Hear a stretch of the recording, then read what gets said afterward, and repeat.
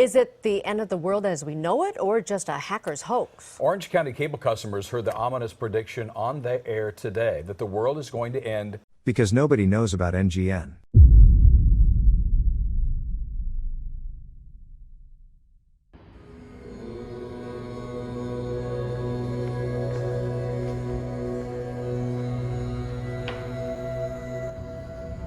Yo, what?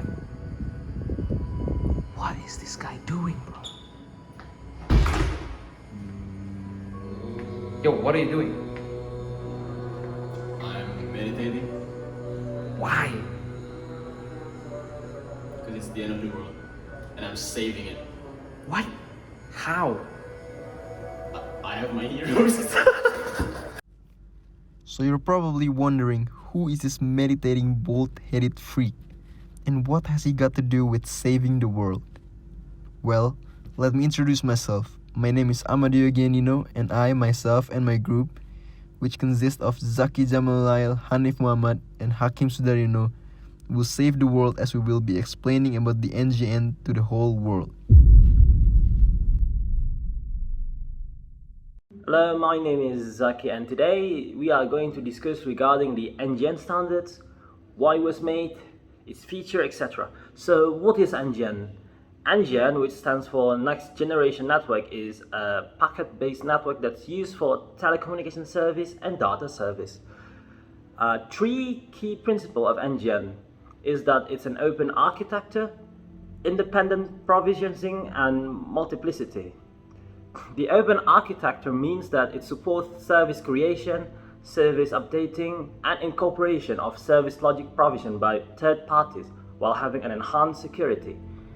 Independent provisioning means that it uses a distributed open control mechanism to promote competition.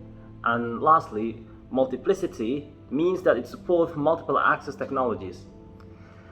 NGN supports many services such as multimedia, data communication, public interest, etc. There are plenty of capabilities that multimedia services can offer, such as real-time conversational voice, video conference, streaming videos from apps like YouTube, TikTok, etc., and much more. Public interest service mandates emergency telecommunication, support for users with disabilities, service unbundling, and much more to make sure that the users are safe and comfortable. Since NGN is going to become the new standard, it is backwards compatible with all the services such as PTSN or ISDN, the one that you actually found in the home like a phone, telephone, dial-up, etc. Now, let's talk about the architecture. So, NGN architecture consists of two stratum. The first one is service stratum, and the second one is transport stratum. And each of these stratum has its own functionalities. Let's take a look deeper into this architecture. So, this is the overview of the NGN architecture. As you can see, on the top there is service stratum, and on the bottom there is transport stratum. So, the service stratum provides a variety of functions as communication services such as user authentication and registration, party discovery, and call condition negotiation, as well as supplementary services to support and enhance those services. The transport stratum provides IP connectivity services to NGN users under the control of transport control functions. It transmits IP packets on an end-to-end basis while maintaining quality of service or QoS and providing security. The connection points specified between the NGN and the outside world are the User Network Interface or UNI for terminal connection, as you can see here, and this is the end user function. And then there's also NNI or Network Interface to connect to other NGN networks. So this is the networks and this is the NNI. And the last one is Application Network Interface to connect to application. So this is the ANI and this is the application. With the development of NGN network, the communication network becomes simpler as before. Let's take a look at the comparison. So this is the comparison of the old architecture versus the NGN architecture. So on the left side, this is the old one, and on the right side, this is the NGN. So, in the old-fashioned network, each type of data must be sent on its own network. For example, for voice, we need to use PSTN, as you can see here. Or for internet information, we need to use internet network, as you can see here. So as a result, as you can see on the bottom left, the network is very complicated and there are so many interconnections inside the network. Meanwhile, by using NGN, each type of data such as voice, internet, video, or or others can be converged into one network and managed by IP. And hence, as you can see on the bottom right, the network is simpler and less complicated compared to the old one. So that's how the architecture of NGN is. Okay, my name is Muhamad Sudaryono and I am here to talk about NGN policy challenges. So, among the many challenges of implementing NGN all over the world, the limited availability of infrastructure becomes one of the main concerns because network operators are facing the challenge of how to expand the existing access network infrastructure into networks that are capable of implementing NGN. They need to be able to identify the technological solution that enables them to make profit, to profitably serve customers, and also support NGN going forward. And with the increased demand for high-speed data services and the constant evolution of broadband access technologies, these network operators are faced with a number of issues when choosing the technology and how they are going to approach building the network that will facilitate the use of NGN. So with all that challenges, you may be wondering what makes NGN worth all this trouble. Well, NGN provides a lot of services and it makes them become more readily available and also easier to access. And the general idea behind NGN is that one network transports all information and services, for example, voice, data, and all sorts of media, video, by encapsulating those information into IP packets similar to the way the internet works. And since the services use the same network, the network itself can be regulated in such a way that there is no reference to the content carried on the networks.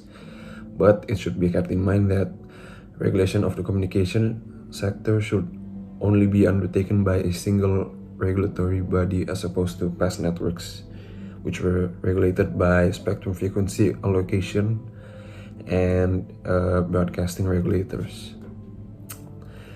And in terms of regulating it economically, competition is the most important tool to develop the networks going forward.